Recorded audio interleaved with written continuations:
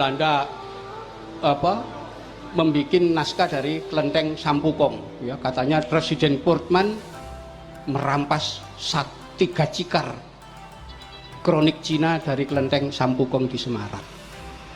Kemudian ternyata setelah 3 naskah yang 3 cikar tadi dibaca, itu menyebutkan Wali Songo itu semuanya adalah orang-orang Cina.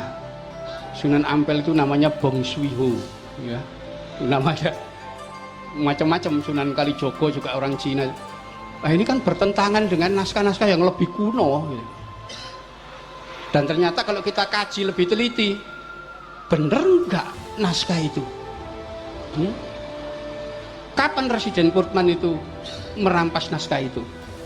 Ternyata kalau kita lihat dari Almanak van Nederland Indi, ya, di mana Almanak van Nederland Indi ini menyebutkan seluruh jajaran pejabat pemerintah kolonial, ya, sejak tahun 1810 sampai tahun 1942. Itu dokumennya masih ada. Sejak awal tahun 1810 sampai 1842 kita cari nama Presiden Portman, tidak ada di situ. Jadi sempat saya waktu ke Belanda itu tanya kepada De Graaf, ya, waktu itu tahun 90-an masih hidup, ya, tentang naskah kronik Cina dari kelenteng Sampukong. Apa jawaban dia? Udah nggak usah dipakai itu, nggak ada itu. Jadi memang tidak ada naskah itu, bikinan Belanda. Jadi Belanda itu diam-diam membuat sejarah sendiri untuk ngacukan perjuangan umat Islam, terutama mematahkan perjuangan pengikut Diponegoro.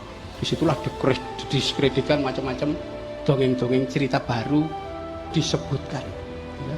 Jadi kalau nanti Anda membaca cerita, oh ada tokoh Sabdo Palon, Noyo Genggong, itu bikinan Belanda, ya.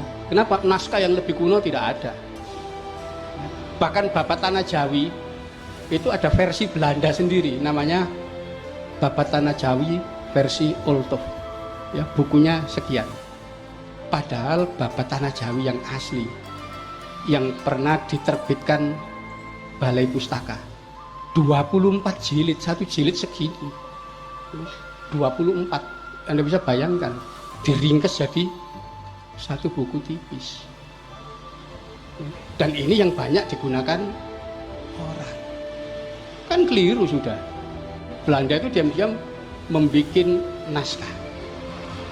Salah satu naskah yang dia bikin yang itu membuat pertentangan antara orang Sunda dengan Jawa, itu Kidung Sunda, di mana digambarkan peristiwa Bubat Gajah Mada membunuh Raja Sunda beserta keluarganya, pembantaian besar. Itu membuat orang Sunda percaya dan marah. Nggak ada datanya.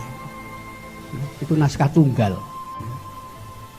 Yang kita temukan justru pendiri Mojopahit ini